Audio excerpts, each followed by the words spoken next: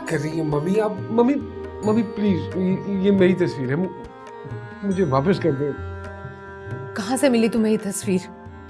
मैंने रखी थी कहीं, ये मेरी है ना, मुझे वापस कर दे। और इस तरह नहीं छीनते हैं किसी की चीज, बुरी बात होती है। सर आप किसकी तस्वीर है? मम्मी है ना किसी की। मुझे नहीं बताओगे? नहीं, मैं नहीं बताऊंगा। तुम्हें याद नहीं सर आप ये किसकी तस्वीर है? हाँ मुझे याद है ये किसकी तस्वीर है। किसकी? नाम बताओ।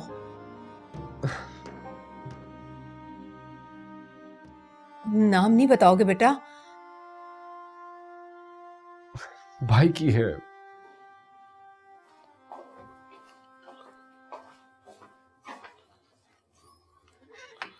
एजाज साहब। जी जी आप क्या है मतलब, प्लीज़ यहाँ पे साइन कर दीजिएगा। लाइए। Thank you.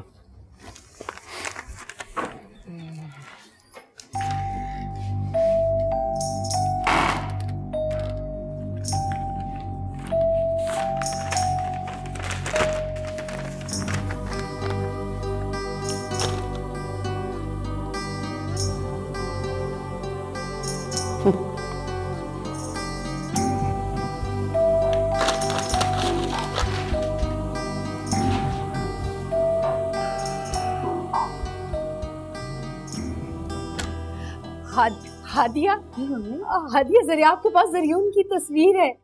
वो उसकी तस्वीर देख रहा है, उससे बातें कर रहा है। क्या? उसे पहचान गया है। अच्छा, तुम्हारे बाबा लाख इनकार करें लेकिन जरियाब में फर्क तो आ गया है। मैं तो मान गई हूँ डॉक्टर शामिर को। उस रोज वो तुम्हारे कमरे में रहा जरियाब, बगैर किसी खौफ के, और आज जरियून की तस्वीर देख रहा है, मुस्कुरा रहा है, उससे बातें कर रहा है। अमेजिंग। बेटा इससे बड़ा चेंज उसमें भला क्या आ सकता है? लेकिन तुम्हारे बाबा पता नहीं क्यों उसके इतने खिलाफ हैं कि उन्हें अपने बेटे में आने वाली तब्दीलियां दिखाई नहीं दे रही। अपने बेटे की जिंदगी के लिए तो किसी कातिल को भी माफ किया जा सकता है, लेकिन पता नहीं डॉक्टर शामिर से ऐसा कौन सा जुर्म हो गया है कि तुम्हारे बाबा उसका नाम तक सुनना पसंद नहीं करते। अब मैं कैसे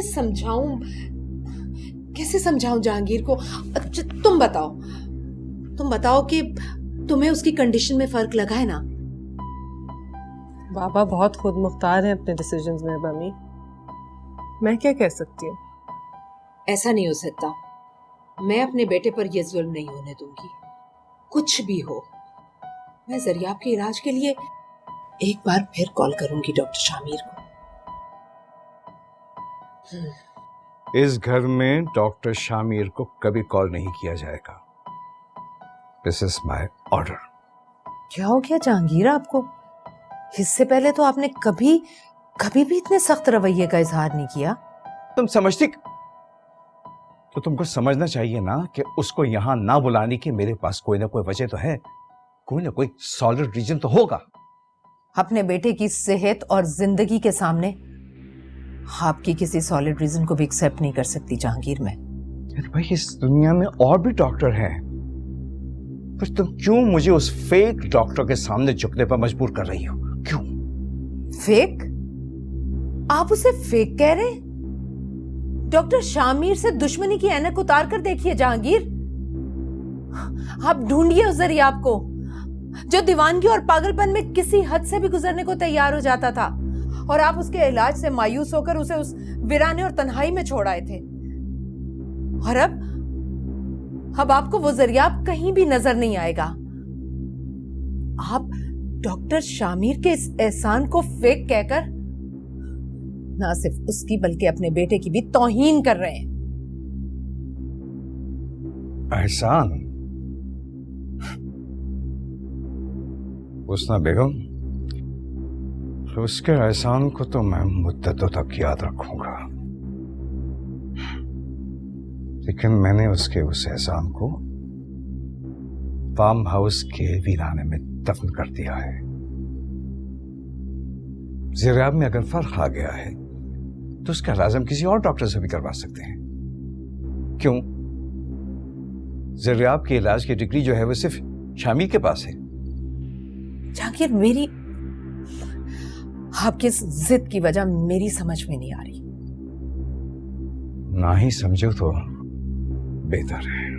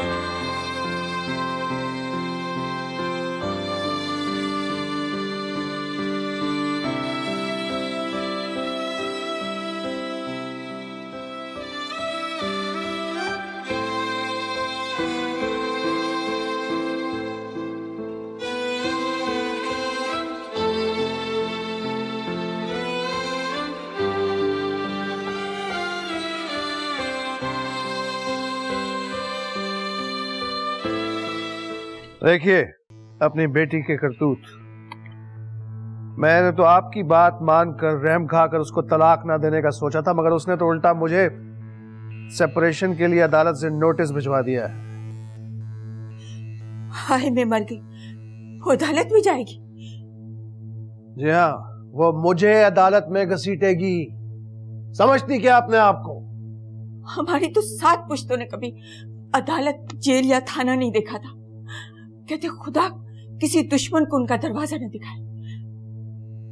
मैं अब भी आपके खानदान का लिहाज कर रहा हूं, समझाइए उसे, वरना मैं शहर का सबसे बड़ा वकील करूंगा और उसे मजा चखाऊंगा। दिमाग ठिकाने आ जाएगा जब बार बार अदालतों के चक्कर लगाने पड़ेंगे। बेटा, मुझे थोड़ा सा टाइम दे दो, मैं उससे बात करती हूँ, मैं समझाती हूँ उसे। वो जिद्दी है, नादान है, मगर दिल की बुरी नहीं है। मुझसे क्या टाइम मांग रही है? मैं कुछ नहीं कर सकता। केस अदालत में मुझे तो हाजिर होना पड़ेगा। अलबत्ता अगर अब भी आप उसको समझा लें 1-2 दिन में कि वो केस वापस ले ले तो कोई बात बन सकती है। उस घर के दरवाजे अब भी उसके लिए खुले हैं।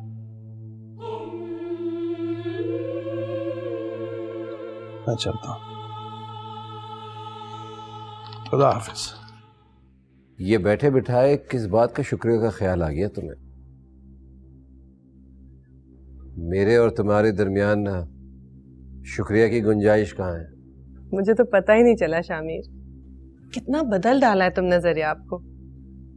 जिंदगी के रास्ते पे चलना सिखा दिया उसे। आज मम्मी ने एहसास दिलाया तो मुझे ऐसा लगा जैसे तुम्हारा शुक्रिया अदा करना एक कर्ज की तरह रखा है दिल पर। जरियाब को जिंदगी के रास्ते पे चलता हुआ देखकर तुम्हें अच्छा लगा? अच्छा लगना तो बहुत मामूली सा लफ्ज है। मैं तो शायद इस फीलिंग को बयान ही ना कर सकूं। इसका मतलब जानती हो? इसका मतलब है बहुत मोहब्बत है तुम्हें जरियाब से। हाँ शामिर, इस मोहब्बत से तो मैं इनकार नहीं कर सकती जो इतने बरसों के साथ ने मेरे दिल में उसके लिए पैदा की है। तो फिर तुम मेरा शुक्रिया अदा ना करो, उस मोहब्बत का शुक्रिया अदा करो जो इंसान को जीना सिखाता है, फिर से जिंदगी की राह में चलना सिखाता है। जिस तरह तुम जरियाब की तब्दीली को देखकर हैरान हुई, उसी तरह मैं तुम्हारी दिल की बदलती हालत को देखकर हैरान हुआ। हाँ, एक बात का अफसोस जरूर है कि मैं उसकी सही तरह देखभाल नहीं कर सका। जरियाब बहुत मिस करता है तुम्हें। सिर्फ जरियाब? और तुम? जरियाब बहुत लकी है जो कहना चाहता है कह सकता है। मैं शायद इतनी लकी नहीं हूं कि जो कहना चाहूं वो कह भी दूं। हादिया, हर जज्बा लफ्जों का मोहताज नहीं होता। जो तुमने कहा सुना मैंने, जो तुमने नहीं कहा वो भी सुना। तुम्हारी केयरटेकर कैसी है? पास ही है तुम्हारे? कौन? जीनिया? वही तुम्हारे घर की केयरटेकर है तो तुम्हारी भी हुई ना। एक बात कहूं, बहुत अच्छी बीवी साबित होगी वो। हाँ, मैं भी यही कहता हूं। जीनिया वाकई बहुत अच्छी लड़की है। वो जिसकी भी जिंदगी में शामिल होगी वो बहुत खुशकिस्मत इंसान होगा। तुम अपनी बात क्यों नहीं करते? तुम भी तो हो सकते हो ना वो बहुत खुशकिस्मत इंसान। मैंने तुम्हें बताया था ना एक पामिस की पेशन गोई के बारे में। उसने मुझे बताया था कि मेरे हाथ में शादी की लकीर ही नहीं है। और वैसे भी शादी की लकीरें हाथ में नहीं, दिल में होती हैं। और तुम तो मेरे दिल के बारे में जानती हो।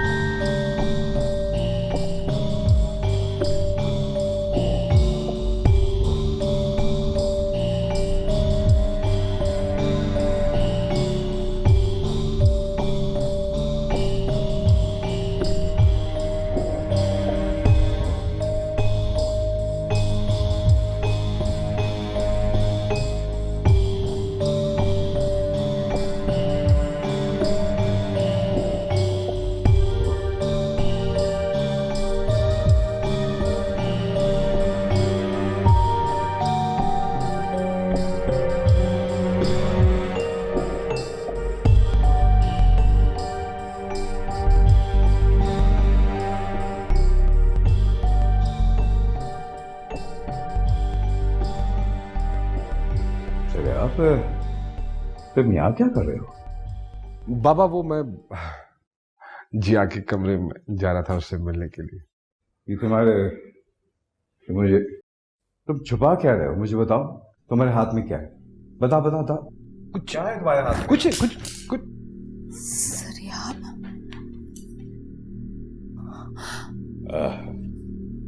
माय गॉड, तुम हादिया को देखा? तुमने उसे देखा? तुमने? इसीलिए मैंने मना किया था इसको यहाँ आने से। ये छुरी लेकर हादिया के कमरे में जा रहा था। नहीं बाबा, मैं तो जिया से मिलने के लिए जा रहा। मैं जाऊं उससे मिल लूं? नहीं, तुम हादिया के पास अब नहीं जाओगे। सुना तुमने? ना तुम हादिया के कमरे में जाओगे और ना ही बच्चों के कमरे में जाओगे। समझ गए? उसने तुम जाके हादिया से पूछो उससे कि उसने क्या फैसला किया है, क्योंकि मैं अब इस मामले को जल्द अज जल्द निपटाना चाहता हूं। मुझ में अब मजीद हौसला नहीं है इस किस्म की सिचुएशन बर्दाश्त करने का।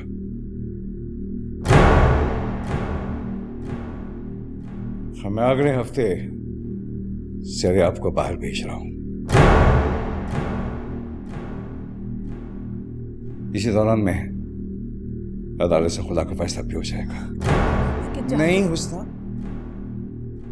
इस मौजू पर आप किसी किस्म की ना कोई बात होगी ना कोई बहस होगी। हो गया फैसला।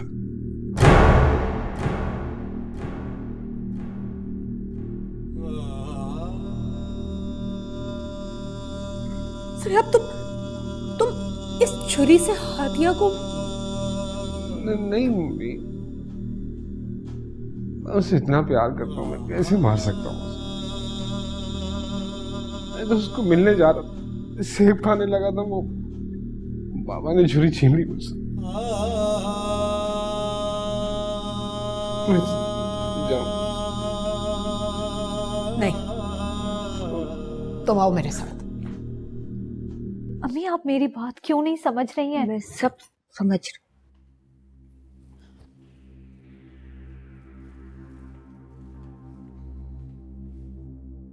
क्या शरीफ घरानों की औरतें यूं अपना शौहर अपना घर छोड़कर दर बदर की ठोकरें खाती हैं? जब शोहर बेइज्जत करके घर से निकाल दे और माँ भी अपने घर के दरवाजे बंद कर दे तो जीने की जिद्दोजहद ना करो, खुदकुशी कर लो। तो क्या शरीफ औरतें यूं शौहर को अदालत में चक्कर लगवाती हैं?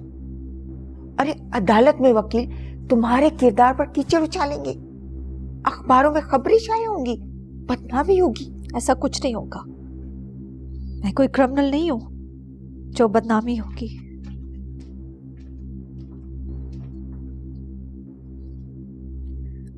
सेपरेशन लेना मेरा हक है।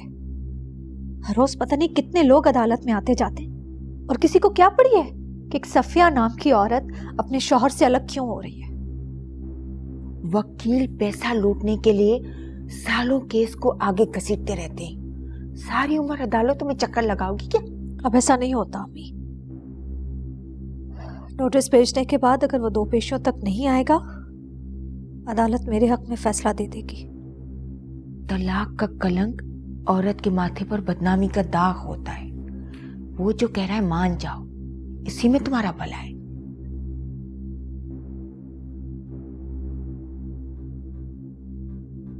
क्या आपको पता है कि वो मुझसे क्या चाहता है?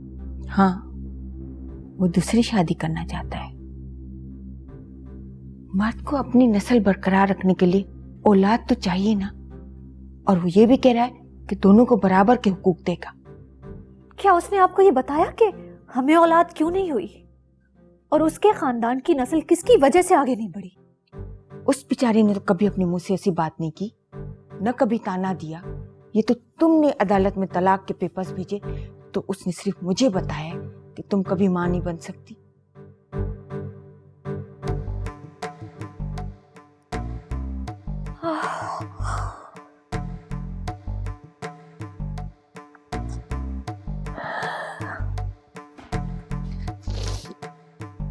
पहले तो मुझे सिर्फ शिकायत होती थी, बाद में नफरत, और अब तो शदीद नफरत। इतना घटिया इंसान है वो। और आप कैसी माँ है? मेरा साथ तो नहीं देती, उल्टा मुझे कह रही कि उस भेड़िए के साथ जिंदगी गुजारो। सफिया, तुम मेरी बात समझ नहीं। प्लीज, आपने एक बार मेरे लिए रिश्ता ढूंढकर दहेज जमा करके उस शख्स के हाथ थमा दिया और ये समझकर मुतमईन हो गई कि आपके ऊपर से बेटी का बोझ उतर गया। अब भी यूं समझे। परेशान ना हो, मैं आप पर बोझ नहीं बनूंगी। सफिया, कैसी बातें करती हो? तुम मां नहीं बनी हो ना। अरे तुम्हें क्या पता मां का दिल क्या होता है। मां की सांस की डोरी जब तक चलती है वो अपने बच्चों को भूल नहीं पाती। I'm sorry. I'm sorry. अगर आपका मेरी किसी बात से दिल दुखा है तो मुझे माफ कर दें, लेकिन मैं आपके आगे हाथ जोड़ती हूं। मुझे मेरी जिंदगी के फैसले करने दें। मेरे आगे सिर्फ 2 रास्ते, इज्जत की जिंदगी या फिर मौत, और मैंने इज्जत से जीने का रास्ता ढूंढ लिया है।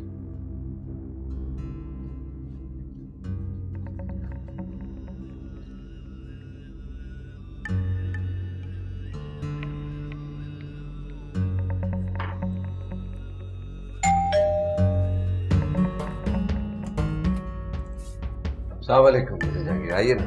अरे सरदार, अरे सरप्राइज, आओ आओ। अरे यार ये तुम्हारा घर है? हाँ, कितना खूबसूरत घर है यार। अच्छा लगा? हाँ बहुत अच्छा है। तुमने तो जबरदस्त प्लेजेंट सरप्राइज दे दिया मुझे। बैठो। हाँ मैं बैठता हूँ।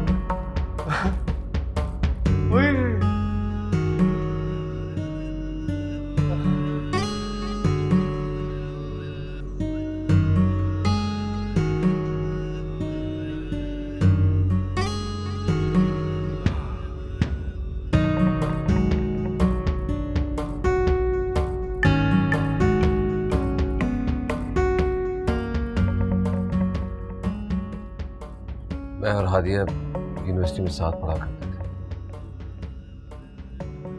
आप और हादिया? जी।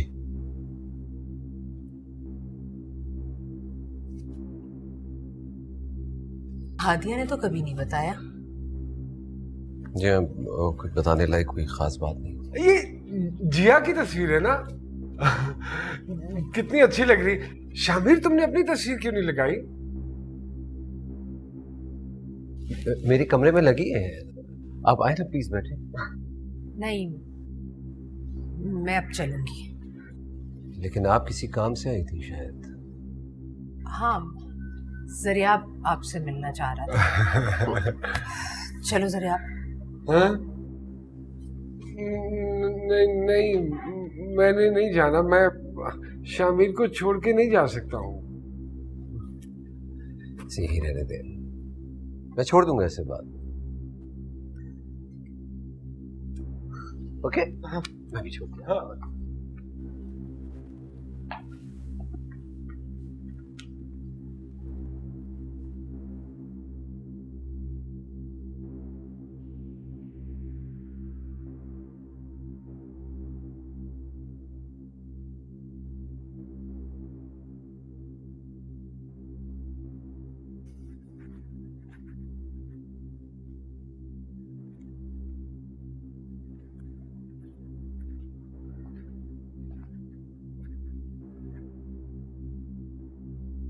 हादिया, जी बाबा। मैंने तुमसे कुछ पूछा था, मैं तुम्हारे जवाब का इंतजार कर रहा हूं। जी? जी क्या? मैंने तुमसे पूछा था कि तुम किससे शादी करना चाहती हो। हादिया, मैंने तुम्हारे सामने 2 प्रपोजल रखे थे, तुमने अभी तक कोई जवाब नहीं दिया। हादिया, मैं तुम्हारी इस खामोशी को क्या समझूं? मुझे कैसे पता चलेगा कि किसके लिए हाँ है और किसके लिए ना? क्या जरूरी है मैं इन दोनों में से किसी ना किसी एक को चूज करूं? हाँ, जरूरी है, क्योंकि अब तुम जरिए आपके साथ नहीं रह सकती।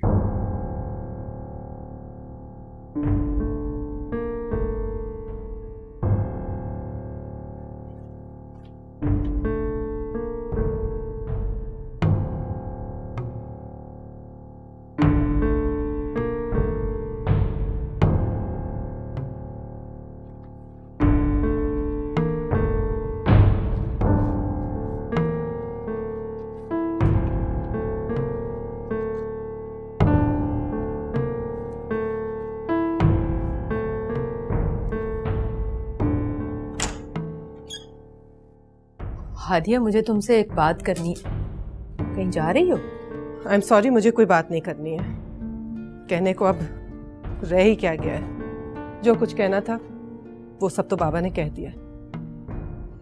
लेकिन मैं तुमसे कुछ और बात करने आई। मैंने कहा ना, कहने और सुनने को अब कुछ बाकी नहीं रहा। लेकिन हादिया, तुम जा कहाँ रही हो? जिस वजह से मैं इस घर में रहती थी, मेरा ख्याल है अब वो वजह नहीं रही। और जिस नई वजह से आप लोग मेरा नया रिश्ता कायम करना चाह रहे हैं, वो मुझे बिल्कुल कबूल नहीं है। हादिया, हादिया, ये तुम्हारा अपना घर है। मैं भी यही समझती थी, लेकिन आज बाबा की बातों से मुझे एहसास हुआ है कि मेरा यहाँ रहना आप लोगों पे एक बोझ है।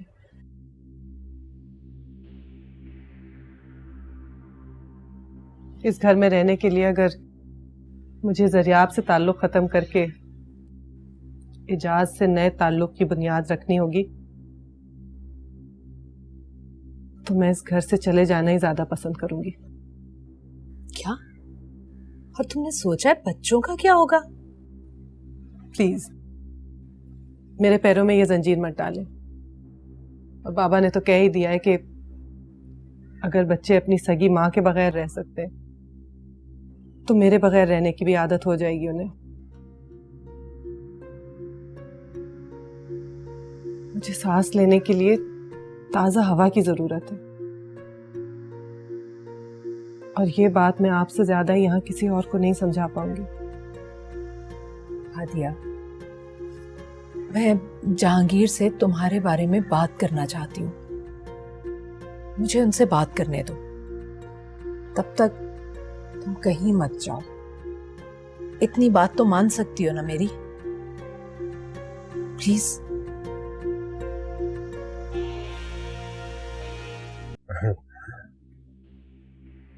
अच्छा लग रहा है।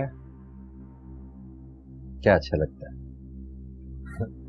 यही यहाँ तुम्हारे साथ इस तरह बैठना अच्छा लग रहा है। मैं सोच रहा था कि अगर जिया होती तो कितना अच्छा होता ना, है ना? कितना खुश होती वो। हाँ, मगर जिया तो तुम्हारे साथ हमेशा होती है। हाँ, लेकिन बाबा कहते हैं कि वो मुझे जिया के पास नहीं जाने देंगे। मैं जिया को मार दूंगा। मैं जिया को कैसे मार सकता हूँ? मैं तो जिया से बहुत प्यार करता हूँ। मैं तो नहीं मार सकता जिया। बस जिया से हमेशा ऐसी प्यार करते रहे। तुम भी प्यार करते हो ना जिया से?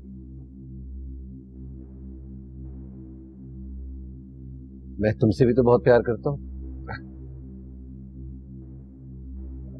तुमने वो मुझे फूल भेजे थे ना? हाँ, मैंने तुम्हें खास तौर से फूल भिजवाए थे, अपनी पसंद के। मिले? हाँ, बहुत अच्छे थे वो। मैंने वो सारे फूल ना जिया को दे दिए। जिया को भी फूल बहुत अच्छे लगते हैं ना, तो उसने वो सारे फूल अपने कमरे में लगा दिए। ठीक किया ना? बहुत अच्छा किया तुमने। अच्छा, मैं ऐसा करता हूँ कि ये तुम खत्म करोगे, ठीक है? और मैं गरम गरम दूध लेकर आता हूँ। नहीं, गरम दूध नहीं। मैं कोई गरम दूध से डरता है? नहीं, मैं नहीं डरूंगा। तुम कहोगे तो मैं पी लूंगा। अभी आए।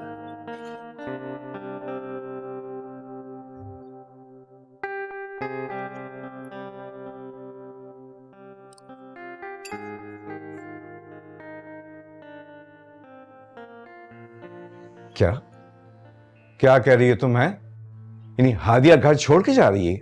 हाँ, मैंने आपको कई मर्तबा पहले भी मना किया कि आप उसे प्रेशराइज मत करें, लेकिन आपको मेरी बात समझ में नहीं आई। हादिया एक पढ़ी लिखी बाशऊर लड़की है। उसकी जिंदगी का फैसला मैं या आप नहीं कर सकते।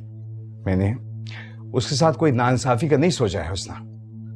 मैंने जो कुछ सोचा है, जो कुछ मैं करना चाह रहा हूं, वो उसको एक सेफ और सिक्योर लाइफ देने की खातिर कर रहा हूं। हादिया हमारी किसी फैक्ट्री का नाम नहीं है जहांगीर, और ना ही हमारा अकाउंट है जिसे हम अपनी मर्जी से बढ़ा या घटा सके। तो तुम्हारा क्या ख्याल है कि खुदा ना खास्ता मैं हादिया को अपने मकसद के लिए इस्तेमाल कर रहा था? क्या तुम भी यही समझती हो? नहीं जहांगीर, मैं ऐसा नहीं समझती, क्योंकि मैं अच्छी तरह जानती हूँ कि आपके सामने घर, बच्चे और उनसे वाबस्ता खुशियां हैं। लेकिन जहांगीर, हम अपनी खुशियों और गमों के तराजू में हादिया की जिंदगी और मर्जी को नहीं तोल सकते। हम अपने मुस्तकबिल को सेफ और सिक्योर करने के लिए उसे किसी जबरदस्ती के बंधन में नहीं बांध सकते। वो सहनी तौर पर एजाज के साथ नहीं रह पाएगी। और उसकी क्या वजह है जानती हो? हाँ, मैं जानती हूँ। नहीं वैसा तुम कुछ नहीं जानती। मैं सब जानती हूँ जहांगीर। मैं शामिर के घर गई थी और वो सब कुछ जान गई हूं जब तक आप मुझसे छुपाते रहे।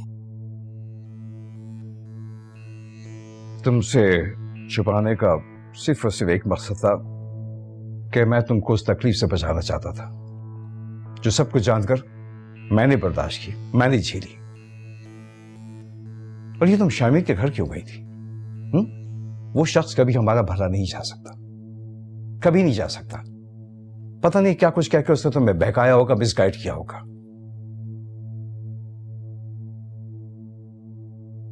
जहांगीर, आप मुझे तकलीफ से बचाना चाहते थे ना? तकलीफ मुझे ये जानकर नहीं हुई कि हादिया और डॉक्टर शामिर एक दूसरे को पसंद करते, बल्कि ये जानकर तकलीफ हुई है कि आप जानकर भी हादिया की मर्जी के खिलाफ चलते रहे। आपने हादिया को एक दिल और जज्बात रखने वाला इंसान नहीं, बल्कि अपने घर और खानदान की खुशियों की केयर करने वाला एक रोबोट समझा, जिसका काम सिर्फ यस करना है, नो करने का हक नहीं है जिसे। अब इस 2 दिन के साथ को तुम खुदा के वास्ते चाहत का नाम मत देना, कम से कम मैं तो नहीं दे सकता। और शामी जो है वह हादिया के जज्बात से खेल रहा है, वो इस सिचुएशन को, उसकी साइको को इस्तेमाल कर रहा है। यही तो गलत फहमी है जिसके नतीजे में आप अकेले ही फैसले करते रहे, चाहे उन फैसलों का नतीजा हादिया को ये घर छोड़ने की सूरत में ही क्यों ना निकले। गलत फहमी तो तुम समझती हो कि ये गलत फहमी थी? हाँ, ये गलत फहमी थी। जब तो बरसों पुरानी चाहत को 2 दिन के साथ का हासिल समझ बैठे आप। हादिया शामिर के साथ पढ़ती थी। क्यों? वो दोनों शायद शादी कर लेते, लेकिन आप और मैं बीच में आ गए अपने बीमार बेटे को लेकर। मैं कभी सोच भी नहीं सकती थी, जीती जागती लड़की जो चुपचाप हमारी महरूमियों में हिस्सेदार बन गई। उसकी अपनी भी कोई पसंद हो सकती है, उसका भी दिल है, उस दिल की भी कोई आवाज हो सकती है। नहीं सोचा, ना आपने और ना ही मैंने।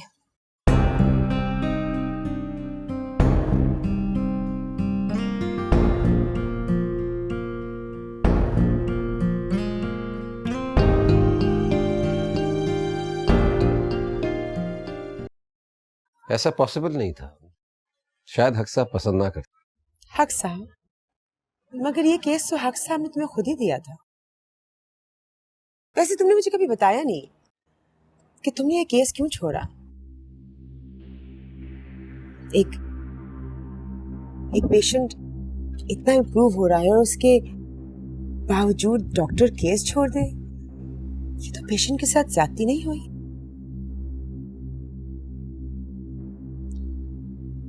केस मैंने नहीं छोड़ा था, हक साहब ने खुद लिया था मुझसे। कोई खास रीजन? और रीजन यकीनन खास ही होगा। एक बाप देख रहा है कि उसका बेटा कितना इम्प्रूव कर रहा है और उसके बावजूद ये फैसला करे, बहुत ही मुश्किल फैसला है। हक साहब मेरे और हादिया के दरमियान गलतफहमी का शिकार थे। गलतफहमी? क्या वो गलत है? मैं भी वहां आई थी और जो कुछ वहां था उसे गलतफहमी तो नहीं कह सकती। सच सच बताओ, जरियाब का इलाज तुमने उसी कमिटमेंट और उसी ईमानदारी से किया था जो उसका हक था? मैं नहीं समझता जीनिया मैंने अपने और जरियाब के दरमियान हादिया के ताल्लुक को आने दिया। जरियाब के अंदर आने वाली तब्दीली इस बात का सबूत है। खतरे की घंटियां तो मैंने उसी वक्त सुन ली थी जब तुमने अपने सारे पुराने पेशेंट्स को छोड़ के सिर्फ एक नए पेशेंट की खातिर खुद को सौंपने चले। अगर फीस के खातिर भी कोई डॉक्टर ऐसा करे तो मैं वैसे भी नाइंसाफी कहूंगी। मैं फीस के लिए तो गया भी नहीं था। मेरी वजह से हादिया इस हाल पर पहुंची है। इसी बात के गिल्ट ने मुझे मजबूर किया कि मैं जरियाब का इलाज इतनी तवज्जो से करूं कि वो नॉर्मल लाइफ गुजार सके।